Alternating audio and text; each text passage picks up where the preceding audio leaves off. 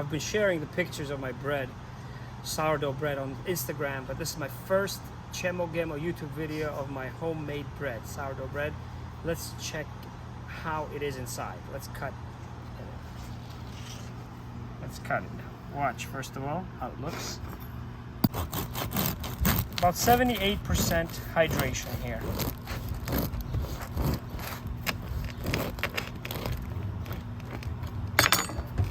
And here's the magic moment. There it is. There's my crumb. Chemo Gemo. Welcome to Chemo Gemo, my friends. Today I'm going to finally make a full YouTube video on my sourdough homemade bread. Over the pandemic, I learned how to make sourdough, how to mature it, feed it, take care of it, use different flour. I've experimented different things with it. Believe me, there's nothing that can replace homemade sourdough bread. You can do it at home, believe me. These are my two sourdoughs that I keep at home. One is a solid sourdough, and the other one is a liquid sourdough. I've kept them now for about 2 years, about a year and a half to be exact. And so I'm going to anticipate some of your questions, and I'm going to try to explain them. But the point of this video is to show you how I make the sourdough bread. I'll make a separate video on the sourdough, some of the sourdough techniques, which I'm going to allude to during this video as well. But make sure to comment, ask your questions. All right, so here are the steps to making my homemade sourdough bread. I'm going to choose to use the solid sourdough for the homemade bread. And what I've done is I've added 500 grams of flour. Now, the flour that I'm using is 50% bread flour, King Arthur, and 50% farmer ground whole wheat stone milled flour. So 250 grams of one and 250 grams of the other. I added 325 grams of water, and I let this sit for about 45 minutes or so, about an hour, okay, up to an hour. This process is called auto-lysing, okay? Dough is starting to develop gluten without any sourdough, without any yeast, all right, and it's becoming dynamic, and it's stretchable. It's easy to stretch already. So what we're gonna do now is we're gonna add 75 grams of this sourdough. This is our mixture so far. Okay, now watch how it is. It's already developing some gluten, some strength. It's about 65% hydration here. Now, speaking of hydration, many of you beginning bakers, you may wonder, okay, I need to aim for 80% hydration all the time. No. The hydration, the amount of water you have, depends on the flour. Not all flours can absorb the same amount of water. And so what my advice would be to you, first of all, is not to worry about setting records of 80%, 70% hydration. Start to get the feel for your flour, the types of flour you have, okay? So we're gonna measure about 75 grams of this sourdough. Luckily, both these sourdoughs are now matured. I fed them twice, and after feeding them the second time, they rose for about 3 hours. And now they're mature and they're active. This sourdough is very active now. Now I take off the top. I don't use the top. All right? So I'm gonna use, because it gets a little bit crusty. And I'm gonna measure out about 75 grams of it. The rest is going to go back in the fridge, or you can refeed it again. Now, you may ask, how many times do you feed it, right? You have to feed it every day, every 2 days. I don't have the discipline to do that. Well, once you get the feel for it, you really, can feed it once a week. Added the sourdough. And I'm gonna aim for pretty high hydration since I have pretty good experience using these two flours. I wanna try to go for 75 to 80% hydration. Now, the temperature of the dough is also very important. All right, stop.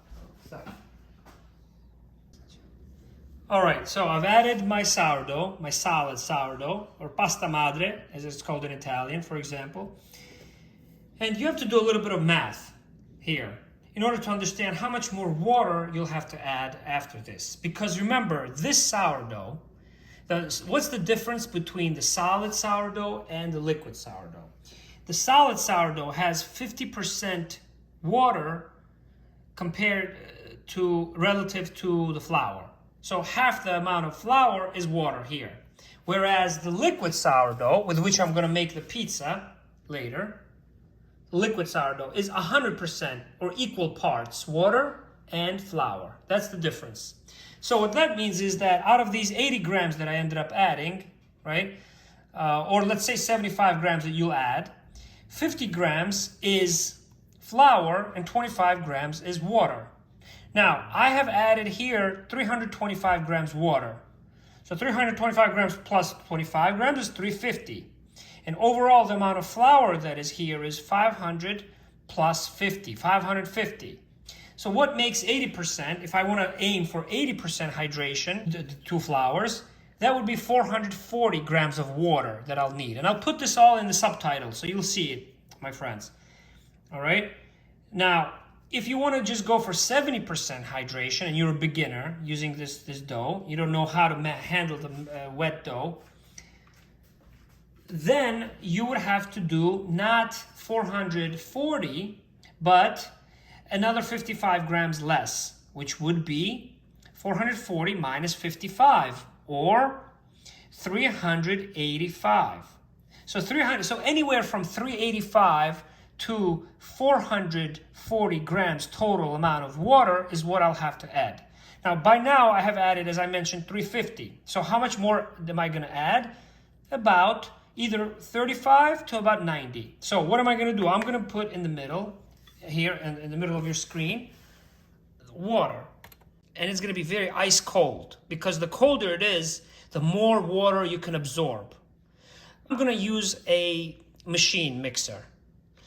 Now, you can use your hands, but if you use your hands, you won't be able to get as much water absorbed. It's just very difficult, impossible. It's going to take much longer. There's one more ingredient that we'll need for the bread, which is salt. All right. And we're going to add about 10 grams or up to 11 grams of salt, because we're using 550 grams of flour. Right. So we're going to use about 11 grams. Okay, that's good. Good enough. Okay. And that's going to go at the end, towards the end. It took me a long time to convince myself that I needed this machine. I was trying to do this by hand, wasn't getting my results that were consistent. So you can try by hand, but you need to invest in the machine, I think, because it has much more strength and you can save time, get all the other factors out of the way. You can modify and change and experiment more. All right. So on the weekends, usually in my family, we have one, weekly bread that we do with the sourdough, either bread, ciabatta, or pizza. All right, pan pizza. So let's go to the next step. All right. So we're gonna start at slow speed.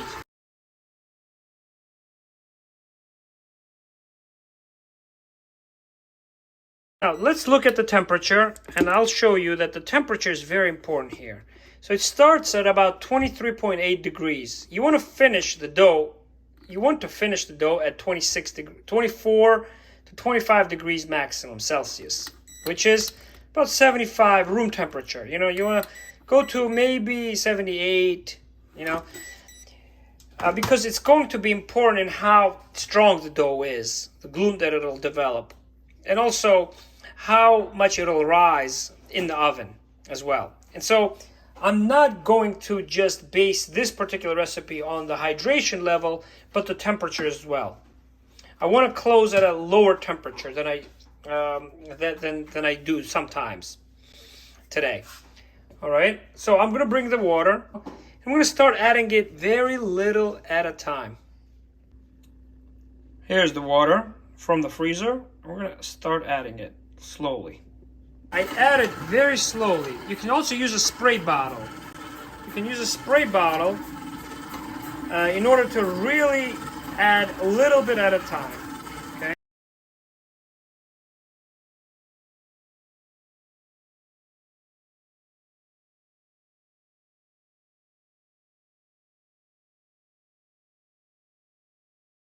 notice that you don't want to add too much at a time because you want it to develop some strength. The stronger it'll be, the higher it will rise, the more it will be able to resist the water and absorb the water as well. And also stretch afterwards and be more elastic. So this requires patience, my friends. But it's worth it. It's so worth it. You can make this at home, believe me. The other trick that you can do is you can stop it after about 5 minutes, then add more water. We're at 24 degrees here. The more the machine works, the warmer the dough will get. Okay, and the less water it'll be able to absorb. So you'll have to also increase the speed with which the machine works at this point. I've been mixing the dough for about 5-7 minutes now. All right, and it's at 24 degrees. I've added 20 grams, so I'm not at 70% total hydration yet. So I'm going to try to increase the speed, but add very little at a time. All right. Probably going to go like this for about 5-7 minutes. So you're going to feel like it's becoming weak. It's not all uniform, the dough, but you have to have patience. At high speed, it will actually form into a ball, and you'll be even able to add even more water.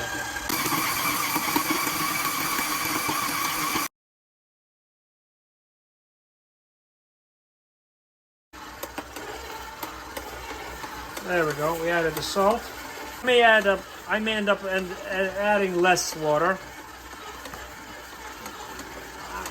And I'll tell you what the result will be. 80% hydration or maybe less. I've got about 68 grams of water, which is about 77-78% hydration.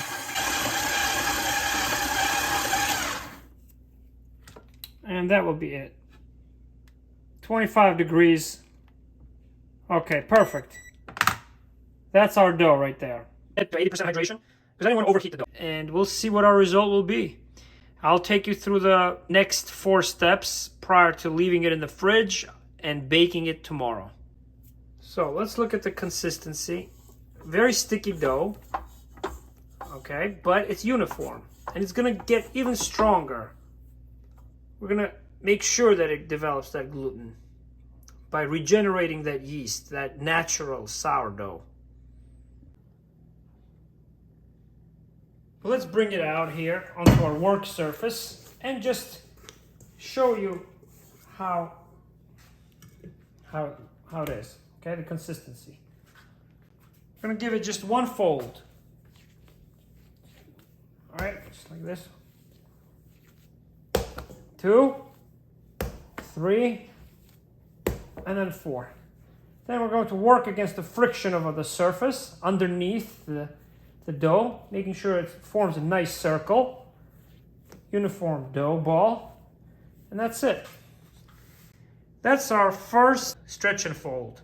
We're going to do that 3 more times, and then we're going to place it in our bread basket to ferment another hour or so, and put it in the fridge overnight.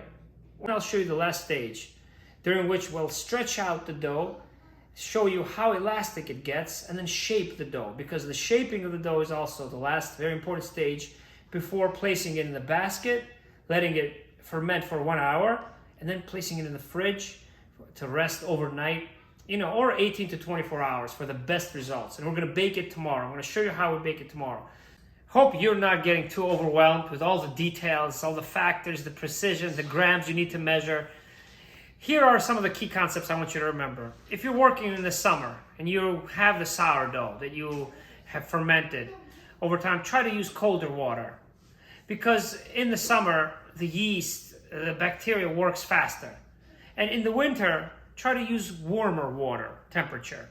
And also, if you feel like the dough is too sticky, let it relax. Be relaxed in the kitchen when you're baking. And you don't have to follow every single fold. If you look at the dough and it's very soft and it's already warm, then you don't have to do 4 stretches and folds. Let it stay out. Let it start to rise. It doesn't have to double. and then put it in the fridge after the first fold, after the second fold, and that's it. Then put it in the fridge, and then over the fridge, if you extend the time of the maturation, it'll just give your bread, your pizza, much more flavor. All right, so now let's go to the last stage of shaping the dough and then letting it rise for just a little bit, by at least 25% for an hour, and then putting it in the fridge. Let's see how we shape the dough after the fourth stretch and fold. Here's our dough, whole wheat bread dough, sourdough. We're gonna put on our surface. Why are we going to shape it, and why are we going to really stretch it out now? In order to make sure that it's going to be, it's going to have those bubbles, and it's going to have that gas that's going to develop everywhere uniformly. What are we going to use here? In this, we're going to use white rice flour as well. And we're going to need some kind of basket, some container in which to place the shaped dough. So, this is what you're going to do. You're going to just gently, very gently stretch it out. Watch this though, you're going to feel it. See, it's not sticking. Okay, so we're going to just stretch it out as much as we can without tearing it. Try not to tear it. If you tear it, it's not a big deal. It's not a big deal at all. You want to make sure you stretch it, extend it as far as you can, see? Now, the first time you work on this dough, you may not be able to do that. And what you could do is you can just do your best and then fold it over one last time. But the more space, the more angles you're able to bring together and spread and extend over each other, the more flexible and elastic the dough will be. Okay, I'm going to just form a rectangle here. Okay, look, watch. It's almost a thin layer, thin disc of pasta, right? Or dough. Now, all we're going to do,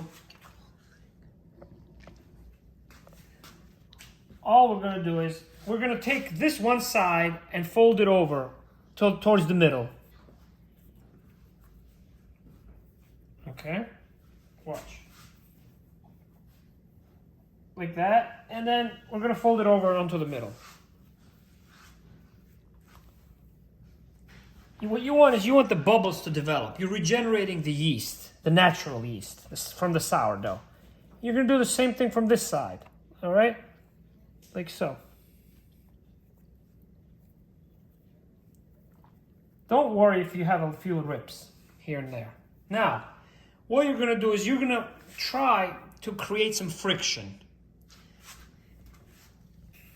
So you're going to start from here. It's just like when you form croissants, right? Or cornetti. You're going to go like this over, and you're going to press down.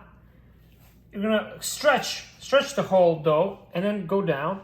Now watch, there's going to be bubbles developing. More.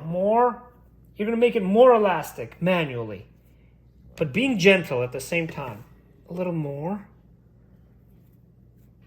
Okay. Stretch it. Look at the bubbles. See? That's the active sourdough doing its magic.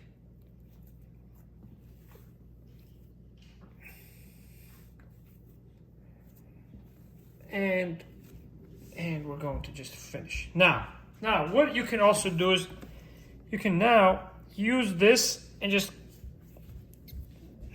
fold it over itself, the dough. It gives it more strength and shape. Strength and shape, as well as gluten. There you go. Now, this is the ultimate place where it's going to rest, right? Before it goes into the oven. So, we're going to sprinkle a little bit of this rice flour, which is going to help us make sure that the dough doesn't stick.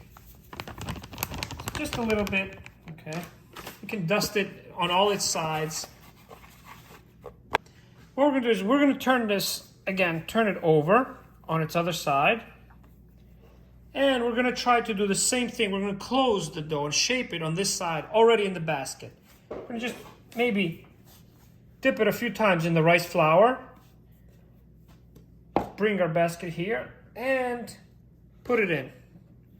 Now, what we're gonna do here is we're just going to kind of bring it all together here. Stitch it together from the sides first, and then,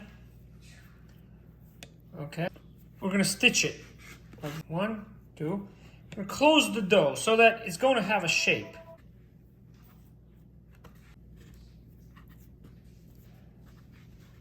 So it's shaped pretty well. Perfect. Now all we can do is, if you'd like, you can just sprinkle a little bit of rice flour at the top, close the dough, and that's it. We're going to just cover this for about 30 minutes to an hour, and place it back in the fridge. It's not sticking. Perfect. I'm gonna cover it up with the plastic. Put it in the fridge for overnight or 18 to 24 hours. The day 2 is here. I'm going to bake our bread finally. It's been about 24 hours, a full day. So I'm going to preheat this oven for an hour at the maximum temperature. About 250 degrees Celsius or 500 degrees Fahrenheit on the convection setting. And I'm going to use this as my Dutch oven, all right? With the lid on. Goes in there, and that's it. See you in a little bit. I'm going to use this pizza peel to slide the bread off onto our Dutch oven, guys. This is some rice flour I'm going to use just so the bread doesn't stick. Now, watch how the bread has doubled after 1 day. We shaped this dough yesterday. We're going to also need to cut it. So this is the magic moment when you just turn it over and you hope that it doesn't stick. And it did not stick. Very nice. That's how our bread is going to look. I'm going to actually slide it off like a pizza. Now, I take my razor here. You can use a lamb. And what you're going to do is you're going to score it. Why does the scoring matter? The scoring, first of all, the scoring allows more steam to collect inside the dough and for it to cook more evenly. Now, what about the angle? The angle of the scoring is also important. It's not just 45 degrees, but it has to be 45 degrees relative to every angle, to the angle where you're cutting it from. So from here, it could be 45 like this, but as you're cutting this way, you have to flatten this to get under the dough. So we're gonna do this once, and then watch. The dough also has to be a certain temperature, it has to be cold. So what you could do, some people, what they do is they put the dough that has been in the fridge in the freezer the last 45 minutes or so. Gotta do this again here, a little deeper.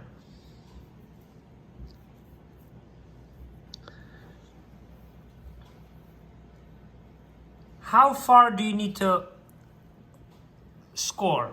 Well, if it's very hydrated, if it's a lot of water, like 80%, you don't want to go too far because then it's going to lose its shape. Now what we could do is we can make a nice shape here also, like this. And give it a little bit of a shape, like this kind of.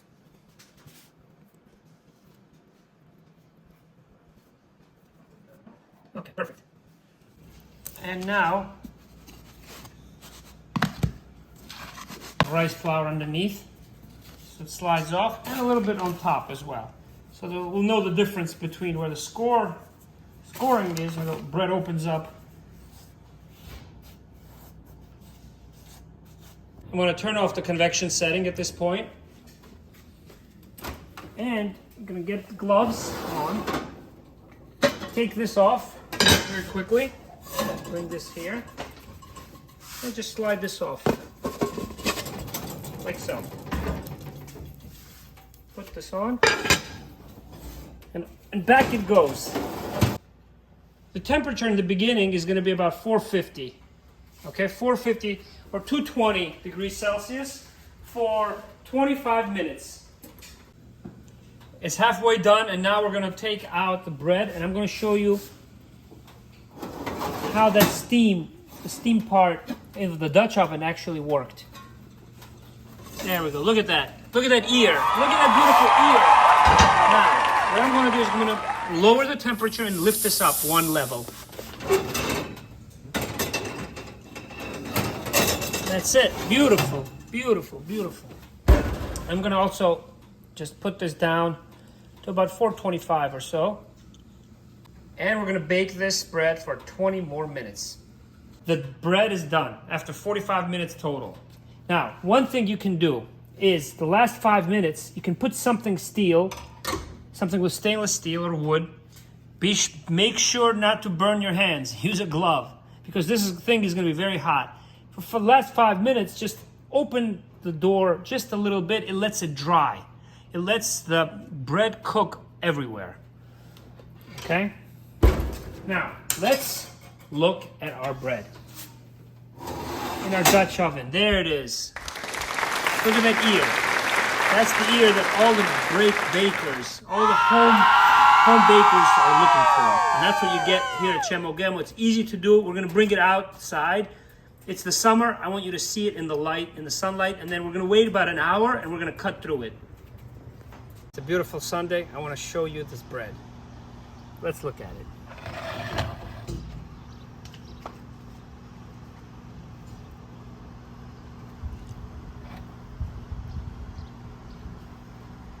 That's the ear. I'm going to wait about a half an hour to an hour. It's very tempting not to wait, but we're going to wait just a little bit. We're going to cut through. No matter how you have transformed your house into a bakery and how everyone may ask you to cut in it right away, believe me, let it cook. It's continuing to cook, and you're going to get a well-baked bread. Okay, just by waiting just half an hour to an hour, at least an hour, I would say. Let's look at the back. Look at the.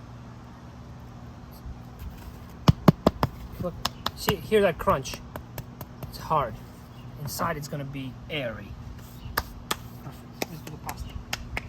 I've been sharing the pictures of my bread, sourdough bread, on Instagram, but this is my first Chemo Gemo YouTube video of my homemade bread, sourdough bread.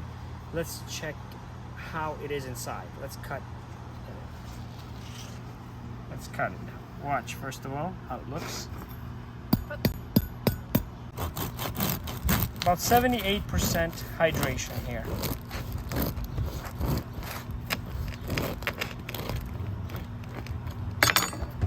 And here's the magic moment. There it is. There's my crumb.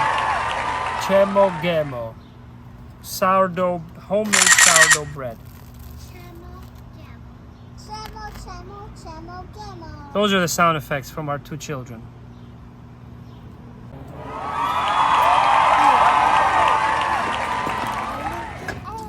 Cheers from Chemo Gemo. Have a great summer ahead, my friends. Agi marjot.